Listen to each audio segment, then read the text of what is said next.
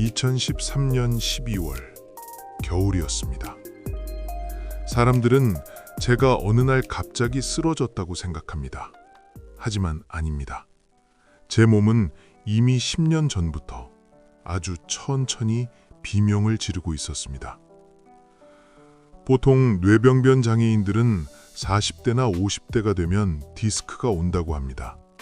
평생 뒤틀린 자세로 사니 척추가 견디질 못하는 거죠. 하지만 제 몸은 너무 빨랐습니다. 남들보다 20년이나 앞서서 고작 34살에 제 척추는 한계를 선언해버렸습니다. 오늘은 그 남들보다 빨랐던 육체의 붕괴에 대한 기록입니다. 시작은 중학교 때부터였습니다. 1년에 한 번씩 목이 끊어질 듯 아파서 고개를 돌릴 수 없었습니다. 그때마다 어머니는 잠을 잘못 자서 담이 온 거라며 파스를 붙여주셨죠. 사실 부모님을 탓할 수는 없습니다.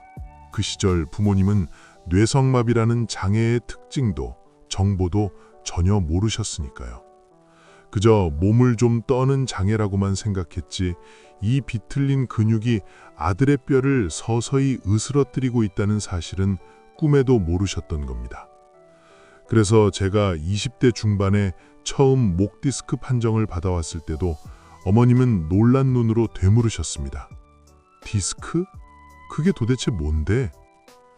부모님조차 이해하지 못하는 낯선 병명, 정보가 없어서 몰라서 방치될 수밖에 없었던 통증. 하지만 먹고 살아야 했기에 저는 2010년부터 매일 아침 병원에 들러 물리치료를 받고 진통제를 삼키며 꾸역꾸역 출근길에 올랐습니다. 그리고 2013년 12월, 운명의 날이 찾아왔습니다. 그날 저는 청천벽력 같은 통보를 들었습니다. 센터에 그만 나와라. 그 말을 듣는 순간 멍해졌습니다. 그리고 신기하게도 그동안 저를 팽팽하게 지탱하던 긴장의 끈이 탁 하고 풀려버리는 느낌이 들었습니다. 긴장이 풀려서였을까요? 참았던 몸의 비명이 한꺼번에 터져나왔습니다. 몸 상태가 급격히 안 좋아지기 시작했습니다. 방구석에 누워있는데 다리에 힘이 빠져나갔습니다. 발끝에서부터 차가운 냉기가 올라오더니 다리가 물먹은 솜처럼 축 늘어졌습니다. 당시 어머니는 외할머니 간호로 집에 안 계셨고 저는 혼자 공포에 떨며 동생에게 전화를 걸었습니다. 형 좀 대학병원에 데려다도. 그날 밤 어머니가 오셨지만 진짜 악몽은 다음 날 아침이었습니다. 눈을 떴는데 꼼짝도 할 수 없었습니다. 하룻밤 사이에 하반신이 완전히 마비된 겁니다. 결국 동생이 축 늘어진 저를 짐짝처럼 없다시피 해서 차에 태웠습니다. 우리는 무거운 침묵 속에 양산 부산대학병원으로 향했습니다. 응급실에 도착해 MRI를 찍자 신경외과 교수님이 단호하게 말했습니다. 목 디스크가 터져서 척수신경을 다 눌렀습니다. 당장 수술해야 합니다. 그 말을 듣는 순간 저는 눈앞이 캄캄해졌습니다. 저는 알고 있었습니다.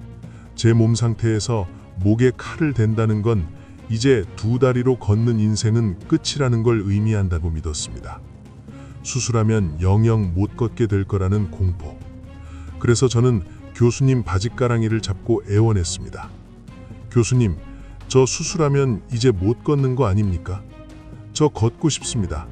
제발 수술 말고 다른 방법은 없습니까? 살려주십시오. 하지만 교수님의 대답은 냉혹했습니다.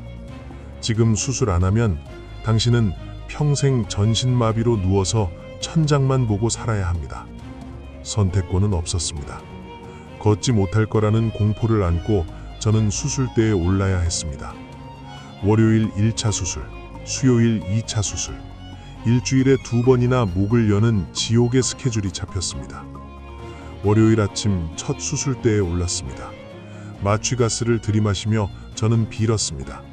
제발 다리만이라도 움직이게 해주세요. 눈을 떴을 때 목에는 거대한 보호대가 채워져 있었고 온몸이 욱신거렸습니다. 목뼈를 고정할 뼈가 모자라 제 골반뼈를 잘라내 이식했다는 말을 들었습니다. 골반이 으스러지는 듯한 고통이었지만 저는 이를 악물고 참아냈습니다.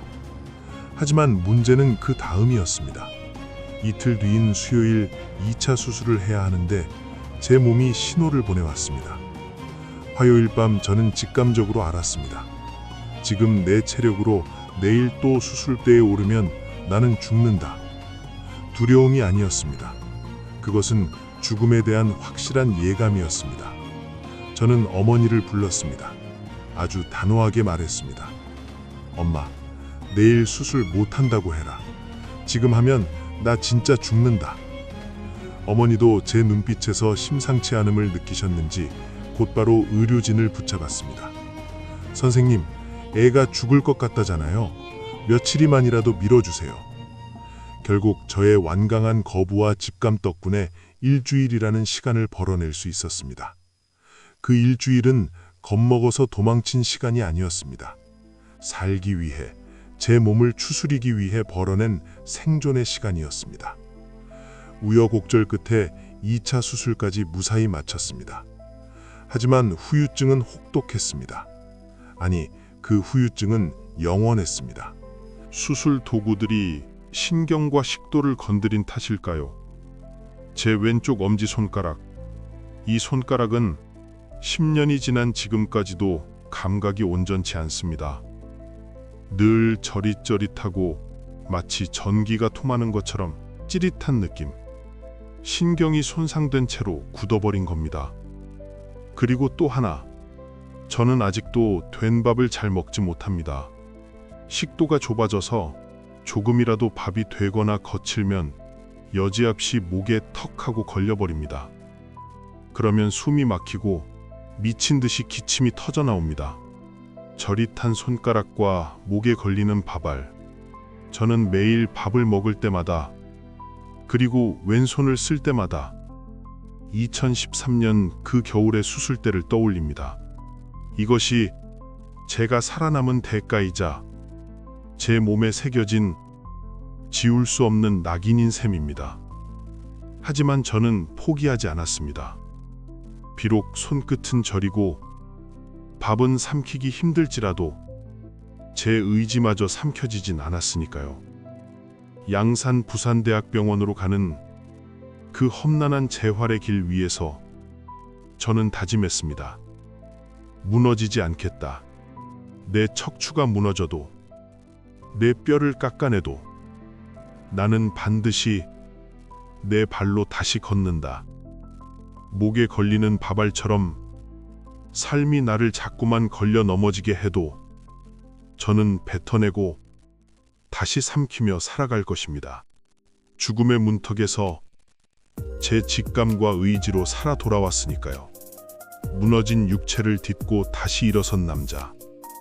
이제 저는 새로운 봄을 맞이할 준비가 되었습니다.